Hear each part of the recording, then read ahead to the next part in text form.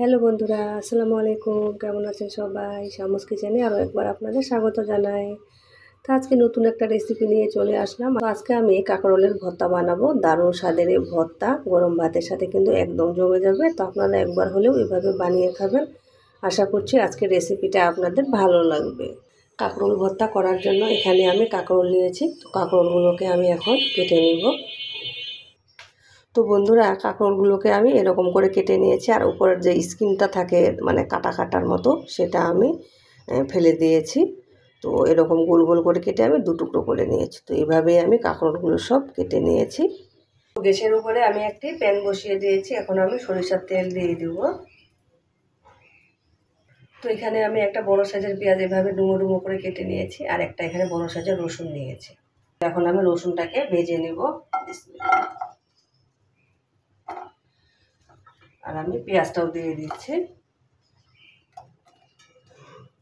এখানে আমি 5টা আস্ত কাঁচামরিচ দিয়ে দিলাম। তো মরিচের মুখগুলো আমি অল্প করে এখানে কেটে দিয়েছি, নাহলে কিন্তু তেলের মধ্যে দিলে কিন্তু ফুটতে থাকবে মরিচগুলো।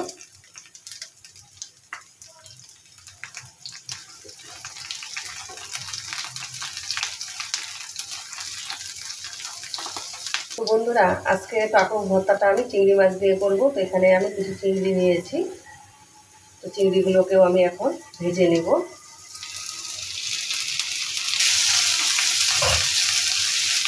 এইভাবে ভর্তা করলে খেতে কিন্তু খুবই ভালো লাগে, দুর্দান্ত স্বাদের হয়ে থাকে। তো আপনারা একবার হলেও আমার মতো করে ভর্তা বানিয়ে খাবেন।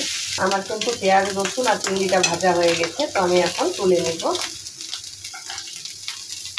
তো ওই প্যানের মধ্যেই আমি এখন ধুয়ে রাখা কাঁকরোলগুলো দিয়ে দেব।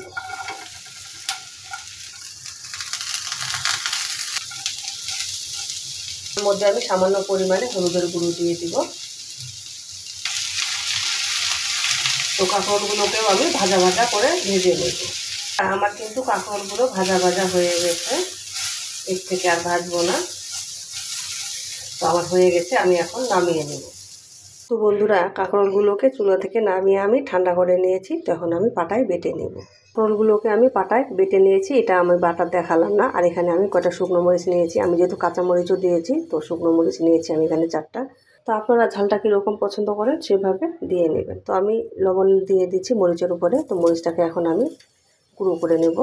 তো মরিচটা আমার গুঁড়ো করে নেওয়া হয়ে গেছে। এখানে আমি কাঁচা পেঁয়াজ দিয়ে দিচ্ছি। তো পেঁয়াজটার সাথেও আমি মরিচটাকে মাখিয়ে নেব। এখানে আমি সরিষার তেল দিয়ে দিচ্ছি।